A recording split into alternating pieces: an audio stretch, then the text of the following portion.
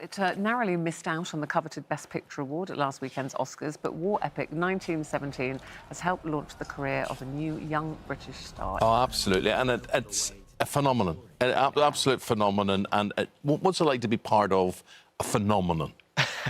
It's amazing. Like it's grand. It was it's just that it's wonderful how it's been received and everything. It was a really special process making it. You know, a proper team effort. So it was yeah, it was lovely that it's been received so well. Well, absolutely, and we're delighted to have George Mackay in the studio now. He's just flown in from Hollywood. We're going to be talking about the Oscars and all of that. But what we're going to do now, of course, you know, being an actor, you move on. There's a new project. You're hot stuff. You're in demand, and he is Ned Kelly, a new film in the true history of the Kelly gang. Oh my God, it's reminded me of something like Revenant or something. Yeah. You know, it has that really gritty stuff. And I see one of my favourite actors of all time there, Russell Crowe, in the film as well. I think Russell's in is fine by me. What's it like for you now? I mean, how old are you? I'm 27. Rubbing shoulders with all the you know, who you do nowadays. Yeah, it's mad. Russell was a big one. Gladiator was my favourite film growing up. It was the first DVD that we had, so it was like you know, getting to see the making of and everything. So knowing that Russell was going to be in it was quite a big thing for me. And does that make you nervous? I mean, do you still get starstruck and? Yeah, with Russell, it's funny. I didn't have that many scenes with Russell because I played the older Ned, and Russell's relationship is with the younger Ned in the story. But yeah, when we first met him, he just shook his hand like, there he is. He's trying to be cool, like, yeah, hi. Nice. Yeah, I was just trying. Do you know Russell and I follow each other on Twitter? I didn't. Each other, and here's what happened. So I come out the back door of ITV one night, and there's this guy having a smoke and on his phone out the back, and I literally walked into him, and he's sitting there, and I went, never met him in my life before, and I went, Russell, how are you? And he turned around, and I was so embarrassed. I got into the car, and and we had a conversation. I thought, this guy has no idea who I am or whatever. And I got into the car, and I sent him a message on Twitter, and I said, I really apologise, whatever. And he said, and he lied, of course. He said, I knew who you were straight away, whatever. And we now follow each other and communicate on Twitter. So there you best mates with Russell. Best mates, besties. See, it's not just you. See, I need to get myself that Twitter. For people that don't know, just give us, who Ned Kelly was. He was bad. Film is he's a bad boy. Yeah, so Ned Kelly is an outlaw, an Australian bushman, and he's kind of become a legend in Australia, basically, and that's what this film is looking at. Peter Carey did this amazing book called The True History of the Kelly Gang, which is an imagined history that Ned is writing to his unborn daughter to explain what really went on.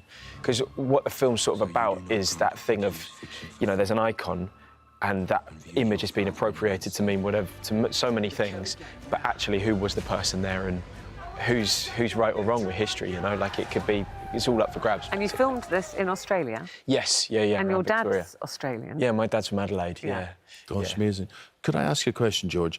Did Kelly, from what I know in terms of folklore, did he wear a suit of armour? Yeah, that's kind of what they're known for, is that they made this bulletproof armour out of plough blades. They took these plough blades and sort of melded them together themselves and created this bulletproof armour. And there's this famous helmet, which is sort of like an upside-down bucket with this letterbox kind of window. And they came out in Glenrowan in The Last Stand and took on and... Do you wear this in the film? We do, yeah. Brilliant. And I just want to say, when it comes to Ned Kelly's, famous Kellys, you go back to 1970, and it really made headlines as a film. Mick Jagger was Ned Kelly in the 1970 adaptation of all of that. And then if you go up to 2003, 17 years ago, you follow in the footsteps of Heath Ledger playing Ned as well. So, again, big footsteps to follow in. Yeah. I mean, it's funny, I saw the Heath Ledger film when it came out. Actually, I was in Australia doing my first job. I did a film, Peter Pan, when I was much younger. And I went to the cinema and saw it then. And you were like 10 or something when you did that. Yeah. You Lost Boy. Yeah. And this is, you know, I think, but to be honest, like, and I hadn't seen the Mick Jagger version because I didn't want to kind of cloud my view on playing him before doing it. But this is a very different take on it in terms of, it's this whole idea that, you know, history is completely up for grabs. It's told by the winners, and that is you know, and Ned died so young. Like, you kind of... He's 25. He was executed. Yeah. And so you just it's kind of a complete reworking of how we understand him. Yeah. And so it's... Well, you're going to see the true history of the Kelly gangs. It's at a cinema near you in 2 weeks' time, OK? So that's the 28th of February with that. Meanwhile, tell us about the Oscars. What was that like? The Oscars, man, it was mad. It was great. Like, it was... it's just amazing to be there, you know, to be in that room and to... You know, it's something I've watched growing up. You know, I've seen it every year, and it's something that you look towards to kind of be a meter of, you know, it's a celebration of the films that have gone on in the year, and it's just a really amazing room to be a part of. George, did you know, with 1917, when you were cast in it, could you feel from the start with Sam Mendes and whatever that this was going to be something special? I mean, I had no idea we'd be at the Oscars, but yeah, it was the most beautiful script I'd ever read. Like the script that Sam and Christy wrote together was just so wonderful. And when I met Sam and he told me this idea of shooting it in one continuous take and what that would mean as a process, like rehearsing for months. That mean? What does that mean? You can't make a mistake ever. No, well, I mean, we rehearsed for 6 months beforehand because you had to essentially choreograph the entire film because emotionally the length of a scene would dictate the length of the set. I spent the film looking for the joins, you know. Did you spot them? And you're telling me, no, mate, no, 6 months. Well, you can sort of maybe see when you go into darkness, there's an explosion. Whatever. One thing I'm going to say, do you see this plane, see this airplane thing? Yeah. I sat with my son and after I come out, I said to him, tell me this, son. So he tries to kill you, this pilot tries to kill you, shoot you to bits.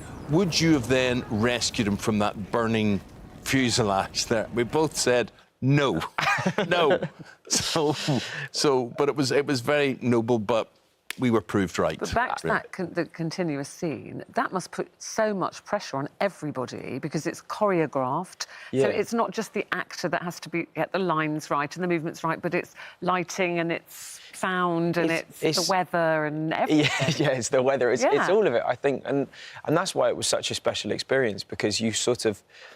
Because you understood that. You understood the communal effort, that there was never a lead element other than the shot or the story. Like, everyone was equally playing a part in absolutely every shot of the film. And everyone had to be as engaged all the time and as aware of each other all the time, which isn't always the case. So it was a really brilliant lesson in that sense. Did it make you think, you know, it said you're 27, did it make you think of the very young men that had to fight in the First World War, how terrifying it must have been? You would have been regarded as a veteran. Yeah. No, that's what Matt, like Dean and I, Dean, who plays Blake, the other soldier, we both go on this journey in the film. We went to, with the production and then just ourselves, we went to France and to Belgium to look at some of the war sites and the graves and the museums out there. And the war graves particularly, reading the ages of the men on the headstones, that was really sobering because, as you say, I was older than by a way from most of the men who were there.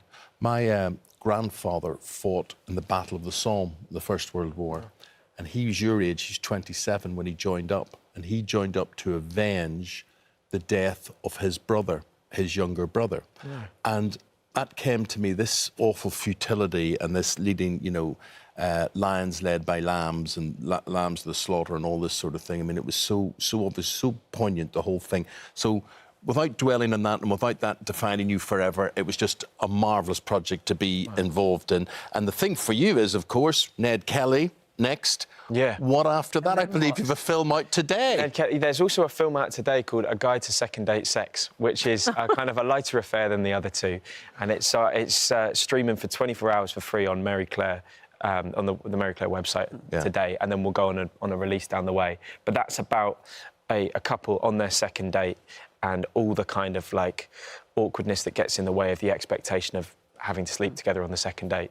Right. Two people. George, on the question of romance and hooking up, I don't know if there's a significant other in your life or not, but I mean, did the postman call to your house today on this Valentine's Day? Did the postman call? I've actually got a tradition that my mum would give me a card, so I'm taken care of, I think. You're taken care of? Yeah.